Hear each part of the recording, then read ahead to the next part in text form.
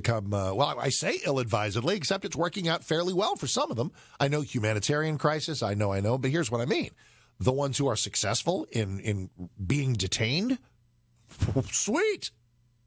Because you're going to vanish into the tapestry of America. You're going to be given a court date. We laugh lest we cry.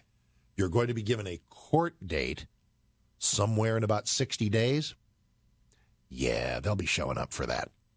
So anyway, you start with that notion of 15,000 people under that bridge in Del Rio. 15,000, okay? These are the numbers released by DHS today. 3 categories.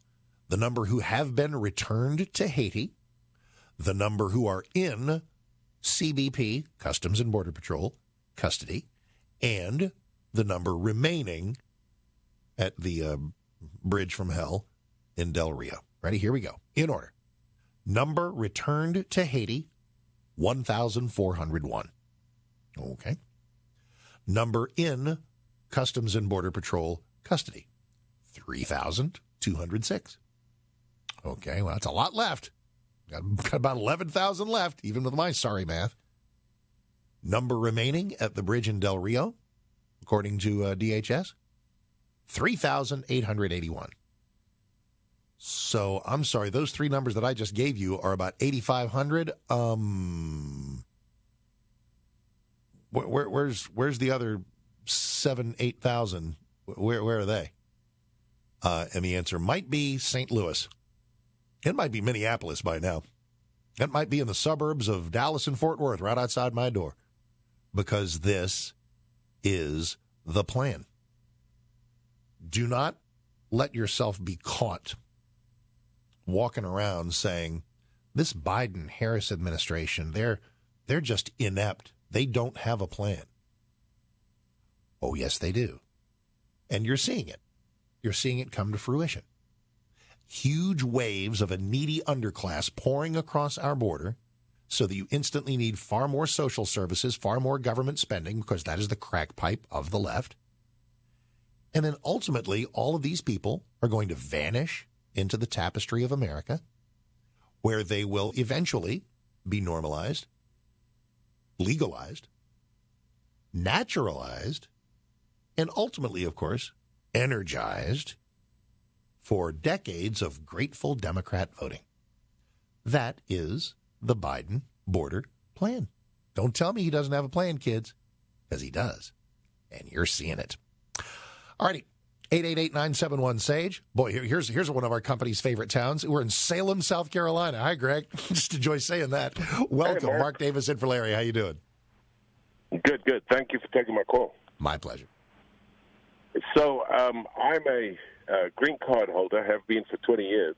Thank you. From where? When I first from South Africa. Excellent. Thank you. Yeah. And so when I came into this country, I had to have blood tests to see that I didn't have syphilis, gonorrhea, HIV. I had to show all kinds of vaccinations. I had to show means to be able to support myself, et cetera, et cetera. So my point being is that the law is not being upheld as we understand it. And so I don't understand how they are circumnavigating the law again. I mean, obviously allowing these people into the country in the first place without proper vetting, et cetera, is one of the ways. But, I mean, the laws are written for legal immigration. There are methods and ways of doing it. They say the system is broken, but it's not broken. It functions. Greg, I am deeply in your debt. Stay where you are because I've got a couple of questions for you, but just an addendum to your magnificent remarks. The system is not broken. We totally have a system that is set up to work if the laws that are on the books will only be enforced. But that's a huge if, and they are being intentionally ignored. So 20 years you've been here, right? And was it too easy or too difficult for you to come in and start to lead a green card life? Because we talk a lot about whether we should have more or less legal immigration, whether it's too easy or too hard to be a legal immigrant. As someone who's actually followed the law, share with me a couple of minutes of your experience on whether it was too easy, too hard, or just right, like the Three Bears. I think it was just right. The way that it worked was when I first arrived, I couldn't work for the first 6 months until they approved me for a temporary work permit. Mm-hmm. And then once I received the temporary work permit, and then I didn't work during that time. Mm-hmm. So I had means to support myself during that time.